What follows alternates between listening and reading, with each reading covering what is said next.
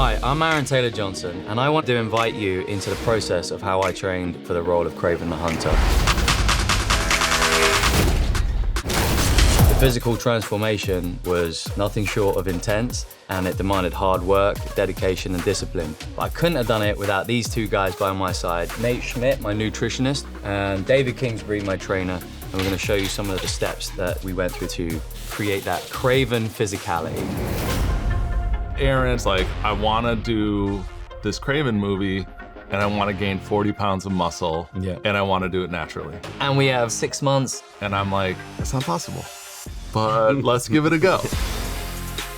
Everything was sugar-free. We were doing like bone broth and these gelatin gummies and gelatin marshmallows, and we added carbs and just unprocessed good food. The idea was we have this monumental task of eating this much food, and how can we do it and keep you functional? When you eat as much as I was eating, it was important to take naps, get great rest and sleep as well. After 3 months, yes, I had muscle mass, but no definition. So now I'm about 3 months away from making this movie. You start to panic a little bit. So we brought David on. From my perspective, it's the perfect starting point in the sense that this person's already got muscle mass. Building quality muscle takes months and years. Dropping body fat takes weeks. We had to work pretty hard for those first couple of months to get you to that position where body fat levels are nice and low, so on screen you have that definition, you have that look. We would weight train 4 or 5 times a week. We'd do an upper body, lower body split. Today we're going to take you through an example upper body session. All right, you ready? Let's go.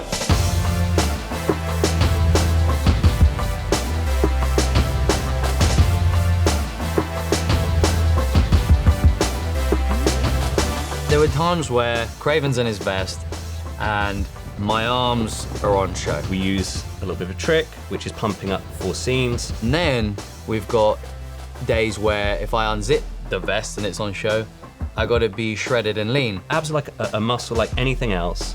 The only way you can show them is by reducing body fat. We would have a certain amount of ab training in, a couple of sets, a couple of times a week. We usually just hit it at the end of like a leg set. That's it. You do some cable crunches. Yeah, I did a hang and knee raise. But it's like anything. You don't need a lot of volume for it because by training it more, it doesn't reveal it more.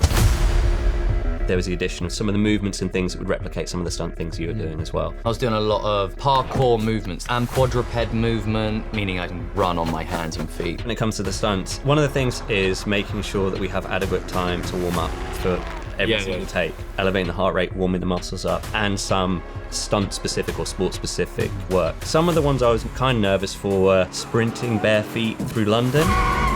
There were some days like out in Iceland, for example, where you're doing lots of things in the snow and on the ice, rep after rep after rep. I will say we got through an entire shoot with a ton of action with not one injury, and I thought that was amazing.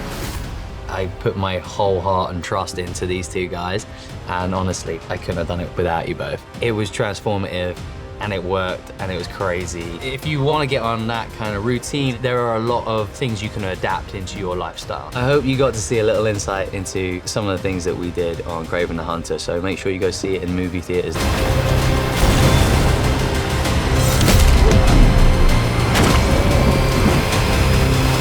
Kraven the Hunter.